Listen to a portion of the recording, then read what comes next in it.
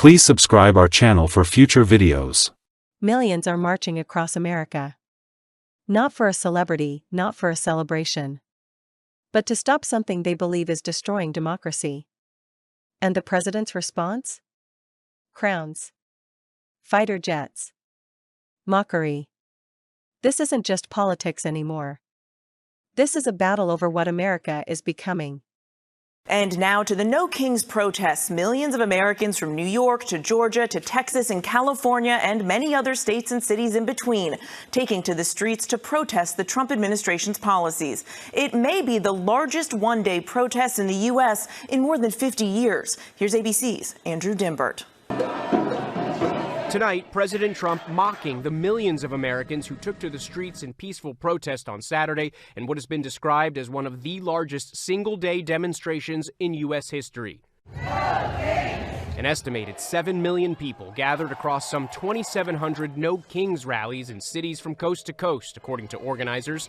Trump responding via social media, posting an AI-generated video depicting a crowned Trump flying a King Trump jet, and sharing another video, first posted by Vice President J.D. Vance, showing Trump placing a crown on his head. But from Los Angeles to Chicago to New York's Times Square, a common refrain. What brings you out here today? Democracy is dying and we have to save it. Mary, this was the second No Kings Day since President Trump returned to the White House, and many protesters on the ground we spoke to say they hope to carry this momentum into the midterm elections, now just a little over a year away.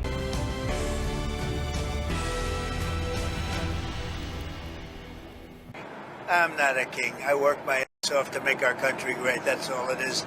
I'm not a king at all. When millions of citizens across 50 states leave their homes to march, it's not just a protest, it's a warning sign for the country. These people are not violent, they're not extreme. They're everyday Americans saying, we refuse to be ruled like subjects. And instead of listening, the president mocks them with AI videos and crowns. This isn't just politics anymore. This is about power versus people. When leaders laugh at democracy, they slowly replace it with something darker. The question is, will this energy turn into real change in the elections? Or will it be ignored until it's too late? Millions of Americans took to the streets to protest the current administration and its policies. This was President Trump's response.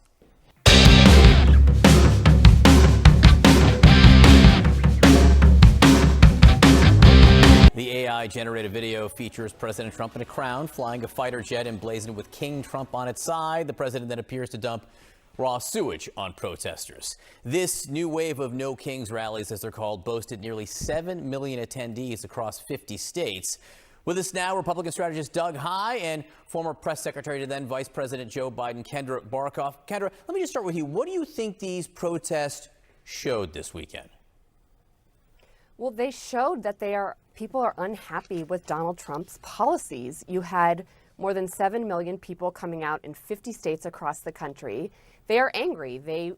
People voted Donald Trump to lower gas prices, to lower grocery prices, and that is clearly not happening. And on top of that, I would just say that video that he created, I am sorry, that is something that 10-year-old boys may get a good chuckle at, but the reality is, if this Republican Party, led by Donald Trump, continues to not take these people seriously, great. Let's keep it up, because that is great news for Democrats come the upcoming election. This is what President Trump had to say beyond the AI video. Listen. I think it's a joke. I looked at the people. They're not representative of this country. And I looked at all the brand new signs paid for, I guess it was paid for by Soros and other radical left lunatics. It looks like it was. We're checking it out.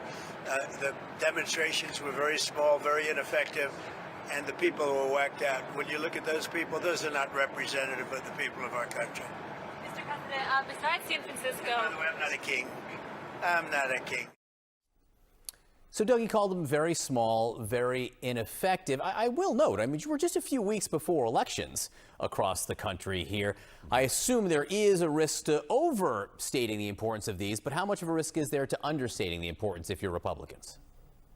Well, it certainly can tell us maybe something about Democratic intensity, But as you mentioned, we're just a few weeks away from elections in Virginia and New Jersey. And so as I saw rallies in Washington, D.C., Philadelphia, and New York, big crowds at those. But ultimately, I would rather, on one of the last Saturdays before the election, have those people knocking on doors and making phone calls and actually trying to affect elective change, if I'm a Democrat, than waving signs and whatever else. It seems to me to be a missed opportunity here. And don't get me wrong, John, what is more fun? It's a great little Saturday to dress up like Kermit the Frog and, you know, wave posters of J.D. Vance with a bald head for some reason. That's a great Saturday. What it doesn't do is it doesn't help Mikey Sherrill win in New Jersey. It doesn't help Abigail Spanberger win in Virginia. I would think that that would be the Democrats' priority. And you can do this in a politically smart way. And it's why I think that the organizers here aren't campaign people. You do this rally after the elections, because if the Democrats win these two elections, then you can demonstrate real momentum, regardless of, yes, as I would agree with Donald Trump, maybe not with all of his imagery, that some of these people aren't exactly representative of real American voters. Organizers say more than 7 million people showed up at these 2,700 rallies to protest President Trump's policies, his agenda. So, you know, how much does this potentially energize Democrats or other opponents of Trump's agenda, especially ahead of the New Jersey, New York, Virginia races? Might there be an impact?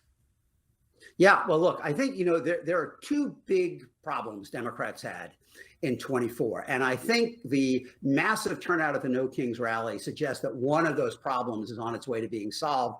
And the other one, we're going to have to wait and see. The problem that's on its way to being solved, I mean, you know, in 24, Democrats drooped in white-collar, well-educated suburbs that had really provided the core of the opposition to Trump in the 2018 and 2020 election. If you look at the 40 seats the Democrats won in the House in 2018, in 30 of them, there were more college graduates than ever, than average. And in 2020, Biden ran up historic margins in all of these kind of white-collar suburbs. That's the kind of voter I think predominantly you saw come out yesterday. And I think the massive turnout is a sign that those voters are very alarmed by what they are watching from this second Trump administration.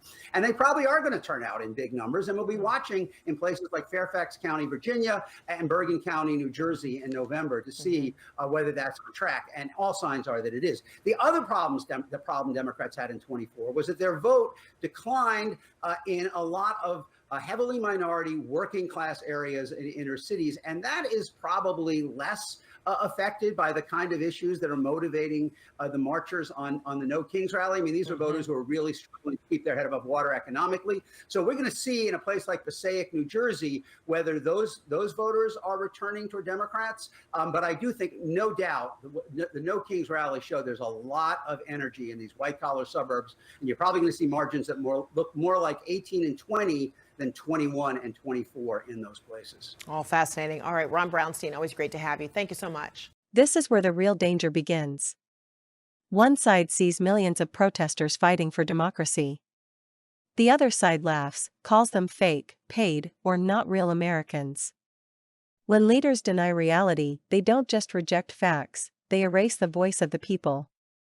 And even some Republicans admit there's a risk in underestimating this movement. Because you can mock signs and costumes.